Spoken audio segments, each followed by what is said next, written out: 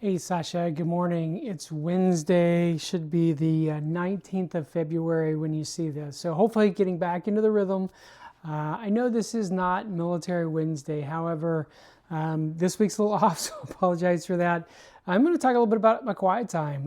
1 Samuel 9, and this is where Saul is selected to be the king of Israel. And one of the things that I sort of noticed, I had always kind of just thought that the Israelites picked Saul. And they did it because, it is described that he is a whole head taller than everyone else. In fact, when Goliath comes and is looking for the champion, if you ask yourself, well, who should have been the one to really, represent the Israelites? Well, it really should have been Saul, right? I mean, he is the biggest guy. He's kind of the most physically impressive. But anyway, it's actually not true. The Israelites did not choose Saul. Actually, God chose him. And it is sort of the 1 Samuel 9. It talks about how Saul is kind of out looking for a donkey that sort of wandered off, etc. And they can't find it. And eventually they say, oh, we'll go to the prophet or the seer. And it turns out that that's Samuel.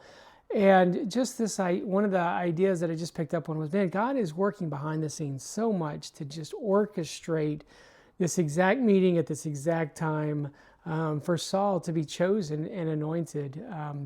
Also really think that as you sort of watch Saul's life, how he was physically impressive, he was probably kind of the guy that you would pick, that I would have picked to be the leader of Israel. And yet when David, who's eventually described as a man after God's own heart, when Samuel goes to select him, his own father doesn't even remember him. He kind of trots out all of his sons, and every single one, God says, this isn't him, this isn't him, this isn't him.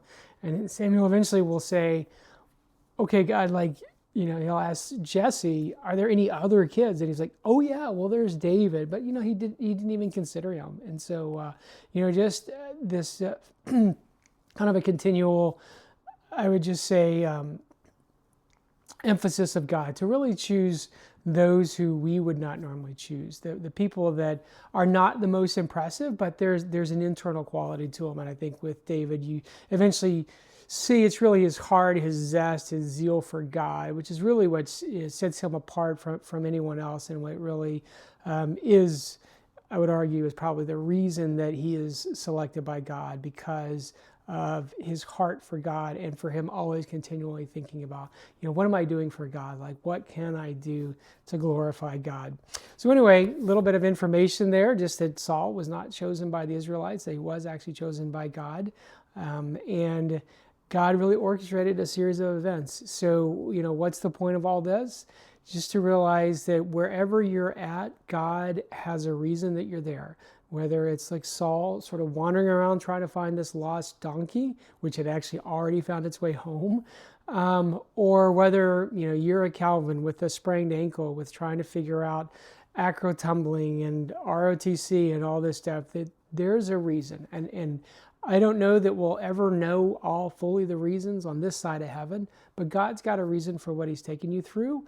The best thing that we can do is to sort of sometimes take a step back, try to get a little perspective, and just see and just ask God, Lord, speak to me. Your servant is listening. What is it that you're trying to tell me?